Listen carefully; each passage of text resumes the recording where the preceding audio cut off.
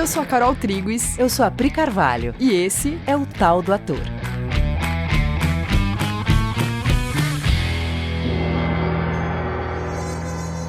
E aí, galera? Oi, gente! Beleza? Como vocês estão? Caras, hoje a gente tá na parte 2, né, de um episódio que começou na semana passada. Sobre arquétipos. E se você não ouviu o episódio da semana passada, vai lá e ouve antes de ouvir esse, porque hoje vai ser literalmente uma continuação, né? A gente vai pegar do entendimento do que rolou e vai pra frente. A gente primeiro estabeleceu o que é arquétipo, e agora a gente vai dizer o que isso, como isso se aplica na profissão do ator, diretamente. Então, vamos lá. O que o ator tem a ver com isso? Sim. Então, o que chamamos de pessoas é uma composição de muitos arquétipos, como a gente já falou no outro episódio.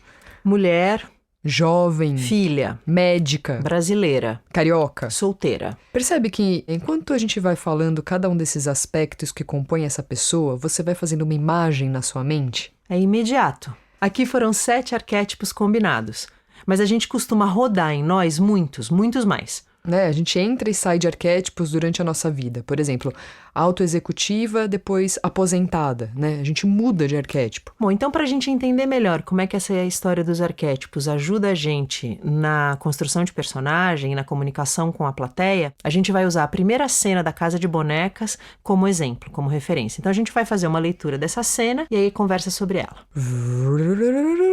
Então a Carol vai ler a Nora e eu vou ler o Thorvald. Cena 1. Uma sala confortável, mobiliada com bom gosto, mas sem luxo. É um dia de inverno, Nora entra na sala e coloca muitos embrulhos na mesa. No fundo, uma árvore de Natal. Nora come uns biscoitinhos de amêndoa, vai na ponta dos pés até a porta do escritório do marido. Ele está em casa. Será que eu estou ouvindo o canto da minha cotovia? É ela! É o meu esquilinho saltitando? Sim, sou eu! E quando meu esquilo voltou pra casa? Agora mesmo. Vem até aqui, Thorvald. Vem ver as compras que eu fiz. Tô ocupado. Você disse compras? Tudo isso? Meu passarinho gastador jogando dinheiro fora. Até lá podemos pedir um empréstimo. Nora, a irresponsabilidade de sempre. Imagina se eu pedisse emprestado 1.000 coroas, você gastasse tudo no Natal e no Ano Novo me caísse uma telha na cabeça e me deixasse estirado não diga isso! E se acontecesse, então? Se acontecesse uma coisa tão terrível assim, tanto faria ter dívida ou não. E as pessoas que tiverem emprestado dinheiro? As pessoas? Quem se importa com elas se eu nem conheço? Nora, tinha que ser mulher. Não, francamente, Nora, você sabe o que eu penso a respeito disso. Nenhuma dívida. Nunca pedi emprestado. Em um lar construído sobre dívidas e empréstimos, se respira um ar de prisão. Não existe tranquilidade, alegria. Até hoje nós resistimos bravamente e vamos continuar resistindo pelo pouco tempo que ainda é preciso. Tá bem, Thorvald, como você quiser. Então, não abaixa as asas, minha cotovia. Não fique zangado, meu esquilinho. Nora, o que você acha que eu tenho aqui? Dinheiro! Olha aqui. Eu sei bem o que se gasta numa casa nessa época de Natal. 10, 20, 30, 40... Obrigada, Thorvald. Isso vai dar pra muita coisa. Espero que sim. Vai sim, vai. Eu vou mostrar pra você as compras que eu fiz. Tão barato. Roupas novas pro Ivar, um sabre de brinquedo, pro Bob um cavalo e uma trombeta, e aqui uma boneca com a sua caminha pra Amy. É muito ordinário, mas como ela vai quebrar logo? E aqui tecidos e aventais para as criadas. E o que tem nesse embrulho? Não, Thorvald, só à noite você pode ver. Tá bom, mas me diga. E você, minha menina perdulária, o que você gostaria de ganhar? Eu não quero nada pra mim. Claro, me diga alguma coisa razoável que você gostaria de ter. De verdade, eu não sei.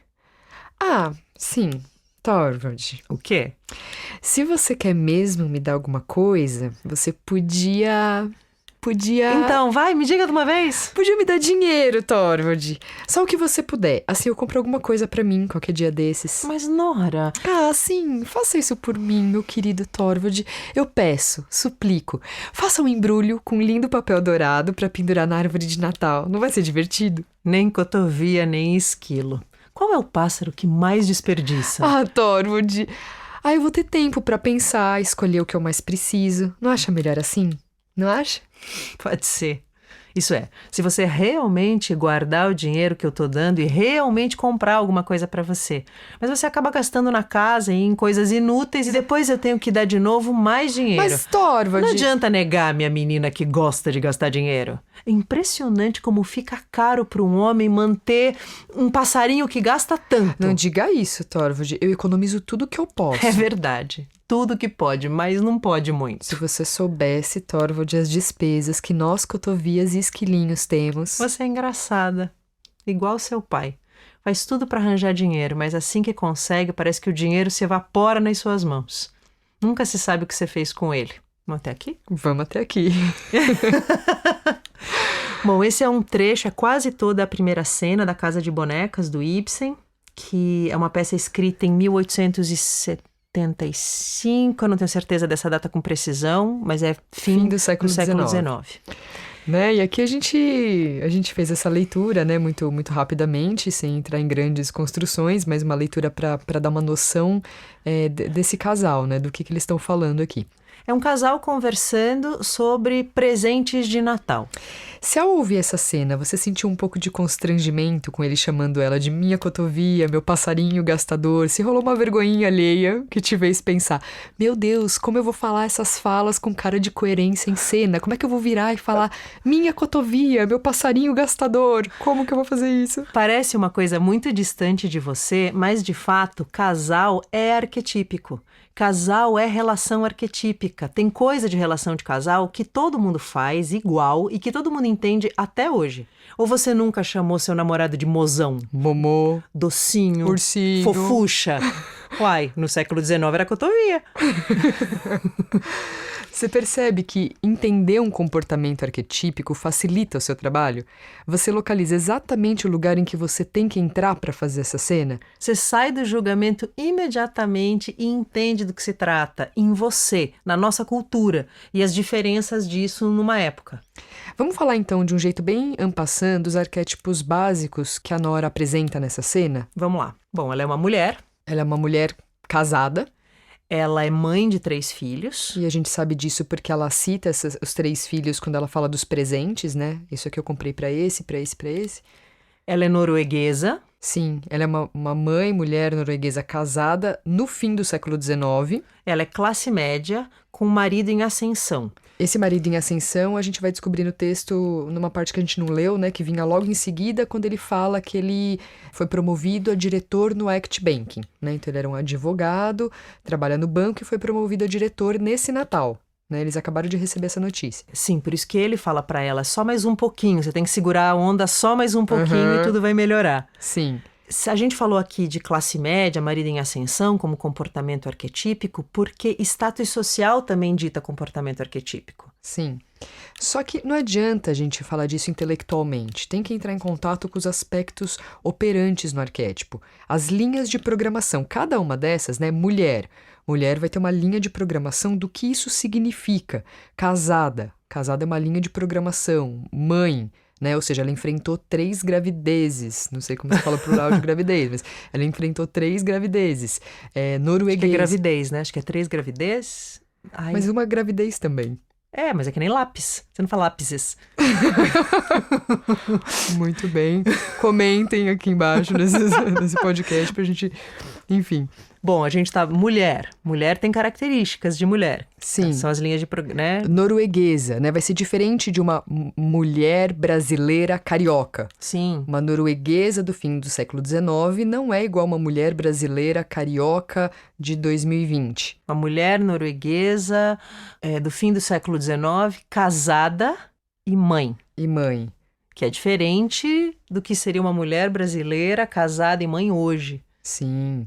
Uma mulher norueguesa, casada, mãe, classe média. Ela não é rica e ela não é pobre. Sim. Então, como a gente fez bem brevemente no episódio anterior com mãe, a gente tem que olhar para cada um dos arquétipos que a Nora carrega. E olhar é perceber cada característica de cada um dos arquétipos que ela carrega. Isso feito, o personagem fica pronto dentro de você. E você, ator, sabendo exatamente como esse personagem dialoga com as pessoas. Se você tem filhos, por exemplo, você entende esse comportamento sobre os presentes de Natal.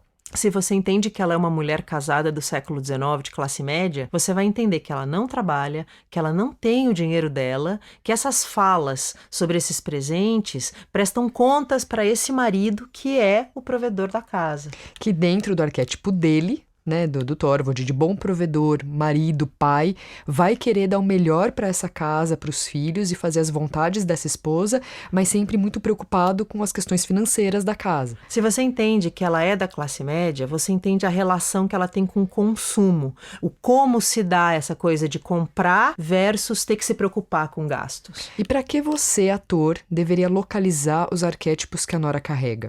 Porque isso te ajuda na construção da personagem, na compreensão da personagem e na localização da relevância da personagem para as pessoas no mundo. Quando você percebe que um personagem está se comportando a partir de uma programação arquetípica, que ele tem desejos e falas que tem a ver com a programação arquetípica, você percebe que esse personagem está preso nessas linhas de programação. A Casa de Bonecas é inteira sobre a libertação de uma pessoa dos seus arquétipos, ou o que a própria Nora chamou de papéis sociais. E por isso essa peça é tão revolucionária, porque ela é sobre uma pessoa que vai questionar seus arquétipos, seus comportamentos arquetípicos de mulher de uma época. Né, a Nora, ela... É até muito legal quem está ouvindo esse episódio hoje. Se você puder tirar 2 horinhas para ler esse texto, seria muito legal, até depois dessa reflexão toda que a gente está fazendo, olhando para esse arquétipo, porque você vai ver a Nora passando por uma trajetória na peça que, no final, ela vai questionar a si mesma quanto arquétipo. Por isso que essa peça é muito, muito revolucionária, né? Pra época e até hoje. Até hoje, Porque até hoje. É uma pessoa que olha pra si mesma e fala, peraí, eu tô representando arquétipos, eu tô sendo uma mãe, e eu não sei se é isso que eu sou, eu não sei se essa é a minha essência. Eu tô tendo desejos que têm a ver com o que o arquétipo me pede, que eu não sei se são meus, porque eu nunca parei pra questionar. Sim, eu sempre estive aqui dentro dessa casa, vivendo, primeiro como filha do meu pai, ela fala Ela isso, fala né? literalmente Eu fui isso. filha do meu pai, agora eu sou sua mulher, mãe das crianças, eu não sei quem eu sou, eu não sei do que eu gosto. Sim. Eu vou precisar me afastar desses arquétipos para poder olhar para mim mesma, para entender quem sou eu. E ela fala, né, quando eu era filha, eu tinha esse comportamento, as coisas aconteciam assim. Aí depois eu deixei de ser filha e fui ser sua esposa. E aí as coisas aconteceram assim. O Ibsen literalmente descreve, né, o processo de tomada de consciência de comportamentos arquetípicos e não seus. Sim, e aí ela questiona tudo isso e ela percebe que para descobrir a si mesma, ela vai ter que dar um passo para fora dos arquétipos que ela vem carregando. E isso é muito profundo, né, de se olhar, esse movimento que a Nora faz. É muito difícil você entender essa peça com total profundidade se você não olhar para arquétipo. Sim, se você nunca fez esse movimento de dar um passo para fora dos seus próprios arquétipos e entender que você vem reproduzindo um modelo arquetípico, né, um conglomerado de arquétipos, se você não der esse passo para fora, você fica com dificuldade de entender o que a Nora fez. Sim, sim. Não, e ela parece muito julgável nessa primeira cena. Quando você lê essa primeira cena, quando eu li essa primeira cena, quando eu vejo qualquer pessoa ler, você faz um julgamento crítico muito injusto com relação a ela. Parece que ela é uma pessoa fútil, que só pensa em dinheiro, frívola. Exatamente. Né? E aí quando você para e vai olhar, tudo que está acontecendo ali, você olha o contexto, uma mulher do século XIX e tal, sabe que ela não trabalha, aí você começa a entender, mas você vai entender mesmo quando você olha e fala, puxa, mas eu quando eu namoro, ou quando eu, né, tô em relação a um namorado ou a um marido, eu tenho comportamentos assim. Uhum. É que Sim. precisa de um tanto de coragem para admitir isso. Sim, que pode não ter a ver com dinheiro, com um assunto ou outro, mas eles são correlatos, né? Sim. Tem sensações que muito é quando correlatas. a gente deu o exemplo do mozão. Quando você leu, e meu esquilinho, minha cotovia, dá uma vergonha alheia, mas aí corte seco. Corte seco e falar, mozão, cadê o mozão? Aí você pensa na Nora nessa hora, pensa no Thorvald e não os julgue mais. Exatamente. Bom, a gente queria falar um pouco mais sobre a aplicação disso, e aí agora a gente vai então falar do Thorvald. Porque a gente viveu na prática aqui uma experiência que a gente queria compartilhar um pouquinho com vocês, que ilustra muito do que a gente está falando aqui nesse episódio, porque a gente montou com o grupo do Bases Imprescindíveis para o Ator Profissional, nosso famoso curso de especialização para atores. Há 2 anos atrás, a gente montou com eles a Casa de Bonecas, E teve um momento que a gente teve que parar para olhar pro arquétipo do Thorvald com o elenco masculino. Porque a galera tava olhando pro Thorvald, né, os homens do elenco, e eles estavam muito indignados com esse comportamento desse marido. Que dita as regras dessa casa, que é o dono do dinheiro, né? Que fala o que ela pode comer ou não pode comer, porque o Thorvald lá pelas tantas, ele começa a dizer que não é pra ela comer muito doce, porque isso vai estragar os dentes dela, que é absurdo. Como se nenhum homem nunca comentasse sobre o peso da sua esposa ou da sua parceira, né? Sim, e ele também ditando as regras morais daquela casa, as regras religiosas, né? Ensinando a Nora como se deve pensar sobre as coisas, né? Ele sendo o guia ali daquela casa. E isso parece muito injusto, né? Porque eu me lembro deles falando assim, tá, eu entendo que naquela sociedade o homem, né, era o senhor, assim, da casa, né, e tudo, mas não tá certo. Essa fala, né, ou não tá certo, ou me dá um ruim, né, me gera uma rejeição. Até eles estavam até tentando entender, além do certo e errado, mas eles não conseguiam ultrapassar uma sensação de rejeição. Sim. E aí a gente tem uma metodologia aqui na Coexiste Teatro, né, de adentrar a mentalidade de personagem e tal, e a gente começou o desenvolvimento do Thorvald com eles. Porque não adianta intelectualmente você dizer, não, eu não vou julgar. Não adianta. Não adianta. Você já julgou, na verdade, né? Quando você pensou sobre ele e não foi lá calçar o sapato dele, entender na pele por que, de onde vem o raciocínio dele, né? Baseado em quê, construído a partir da onde, você tá aqui olhando de fora, a partir dos seus arquétipos, e você tá lá criticando, falando assim, eu nunca faria isso, eu não acho que deveria ser assim. Aí você faz o personagem, fala as falas do personagem, mas tem um lugar na tua mente que tá assim, eu nunca faria isso, eu nunca faria isso. Eu não acho esse comportamento legal, viu, gente? Ó. Tô aqui fazendo, mas eu não concordo. E aí é isso que é assim que seu personagem vai ser. E aí o problema não é nem que é errado julgar. Não se trata disso. Se trata que você não terá compreendido o personagem na sua profundidade. E ele vai ficar raso. Ele vai ficar raso. E aí a plateia, quando ela vir essa construção, ela não vai olhar e dizer, sim, isso existe, eu vejo isso, ou eu mesmo sou assim. Eu tenho agido dessa forma como esse cara tá representando no palco. Essa pessoa não vai ter a oportunidade de questionar a si mesma com profundidade se o ator não fizer com verdade aquele personagem. Então, bom. E aí a gente estava nessa situação, com o elenco masculino experienciando rejeição com relação ao comportamento do Thorvald, a gente precisava dar um jeito, e aí que a gente aplicou a nossa metodologia. E aí a gente fez o seguinte, então, naquele ensaio. A gente elencou os arquétipos principais do Thorvald, e a gente começou por provedor. Então a gente foi olhar para tudo que está contido no arquétipo de provedor. E depois a gente foi para marido, e depois para pai, advogado, depois para diretor de banco. E quando a gente terminou de olhar para todos os aspectos que regem um provedor, que era o primeiro arquétipo do Thorvald, o elenco tinha saído completamente da postura de julgamento. E até de rejeição, né? E estava em compreensão do que estava acontecendo dentro daquele cara, que quer acertar, que quer fazer o melhor para ele e para sua família. O elenco tinha finalmente conseguido olhar de dentro. Sim, conseguido entender que o Thorvald é um representante de um homem da sua época, né, que pensa de uma determinada maneira. Aí eles foram entender o que é pensar dentro daquele arquétipo, né, de dentro. E é um homem da sua época e eles conseguiram inclusive discernir o que ainda é operante hoje e o que a gente já abandonou enquanto civilização. Sim. Ai, que Priscila, que legal. Exatamente isso, gente. Porque aí você tem discernimento, né, de olhar. Como você tirou o julgamento, como você tirou a crítica, você consegue olhar com profundidade, né, e entender o que tá atuando assim até hoje. E aí eles até conseguiram fazer um movimento muito legal de olhar para as próprias famílias, olhar para os próprios pais e compreender ações dos seus pais que vieram desse lugar, dessa mentalidade e perdoar isso, né, compreender melhor, perdoar e até restabelecer relacionamento. A gente recebeu muitos depoimentos dos atores de uma outra visão sobre os seus pais. Quando a Carol fala crítica aqui, ela não está falando sobre perda de discernimento. Ela está falando só sobre abrir mão de julgar e rejeitar e compreender. Porque a gente só consegue mudar coisas se a gente entende como ela funciona. Você só vai ter uma atuação dentro de um contexto se você entender como funciona. Eles só vão conseguir mudar os relacionamentos que eles têm com os pais se eles entenderem. Senão, sabe, você fica de fora dizendo, não, isso que você tá fazendo tá errado. Isso não gera revolução, isso não gera mudança. E quando a gente faz esse movimento, né, a gente passa a entender por que essa personagem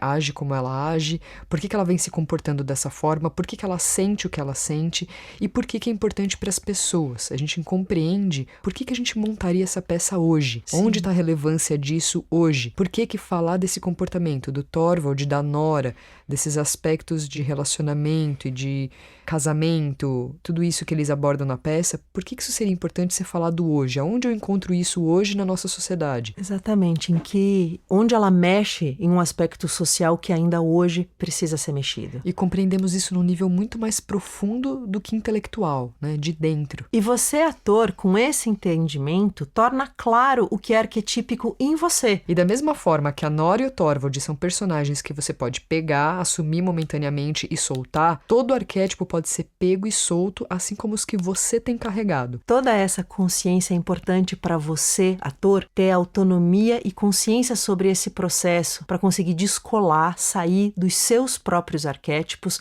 para poder então assumir outros. Porque dentro do seu arquétipo, você só vai julgar e não vai compreender, ou vai fazer de fora. Beleza, galera? Beleza? Então Esperamos muito que isso tenha ficado mais claro, porque isso é uma ferramenta que ajuda bastante o nosso trabalho. Sim. Isso gera profundidade e visão sistêmica ao mesmo tempo, né? Sim, total. E se ficou alguma dúvida sobre esse assunto, se você quiser ouvir a gente falando sobre outros assuntos, fala com a gente lá no Coexiste Teatro, chama a gente para uma conversa. Façam perguntas, se vocês precisarem de esclarecimento, se precisarem de um episódio novo, sei lá, conversem com a gente. Tá bom? Um beijo e até semana que vem. Tchau, galera!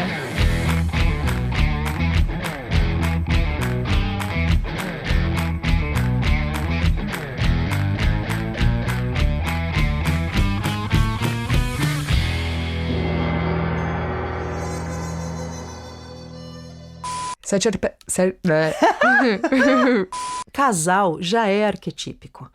Eu queria falar... Leva de novo. Parece uma coisa muito distante... Foi bem difícil aqui, hein?